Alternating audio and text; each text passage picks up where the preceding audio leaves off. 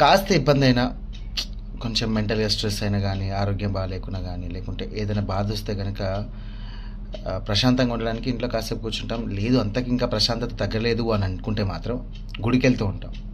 ఏదైనా ఇబ్బందులున్నా గూడా పోతాయని జెప్పేసి నమ్మకంతో పోతూ ఉంటాం. చాలా మటుకు పురాతన ఆలయాల్లో వెళ్తే గనక అక్కడ నీళ్లు తాగితే గనక కొన్ని రోగాలు నయమవుతాయని జెప్పేసి ఒక ప్రగాఢమైనటువంటి విశ్వాసం ఉంటుంది. రైట్. అట్లాంటి విశ్వాసాలకు సంబంధించి ఈరోజు మీకో విషయం చెప్దామనుకుంటున్నాను.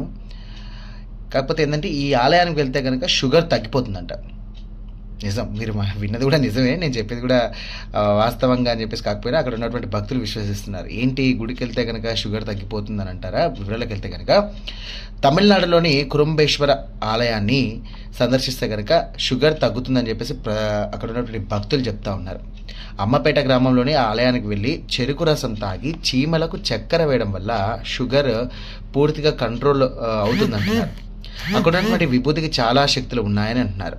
అక్కడ ఉన్నటువంటి శివలింగంలోని శక్తి అన్ని రకాల ఆరోగ్య సమస్యలు తొలగిపోయేలా చేస్తుందని కూడా అక్కడ ఉన్నటువంటి భక్తులు విశ్వసిస్తూ ఉన్నారు. అంటే ఎవరి నమ్మకం వాళ్ళది. నిజంగా చెప్పాలంటే ఇప్పుడు కొన్ని ఆలయాల్లోకి వెళ్తే కనుక కొంచెం మనసు ప్రశాంతతంగా ఉంటుంది. కొన్ని శ్రీకాళహస్తి వెళ్తే కనుక ఈ గ్రహ పీడలు కానివ్వండి, నవగ్రహ దోషాలు ఉండవు అని చెప్పేసి నమ్ముతూ ఉంటారు. అట్లాగే ఇక్కడ కూడా ఈ ఆలయానికి వెళ్తే కనుక ఏంటంటే షుగర్ అనేది తగ్గుతుంది. అలాగే షుగర్ వ్యాధి అనేది రాదు అని చెప్పేసి అక్కడ ఉన్నటువంటి భక్తులు విశ్వసిస్తున్నారు. సో మీరు కూడా ఒకసారి వెళ్ళే ప్రయత్నం చేయండి. చూద్దాం దీనికి సంబంధించి కూడా కామెంట్స్‌లో ఏమొస్తుందో.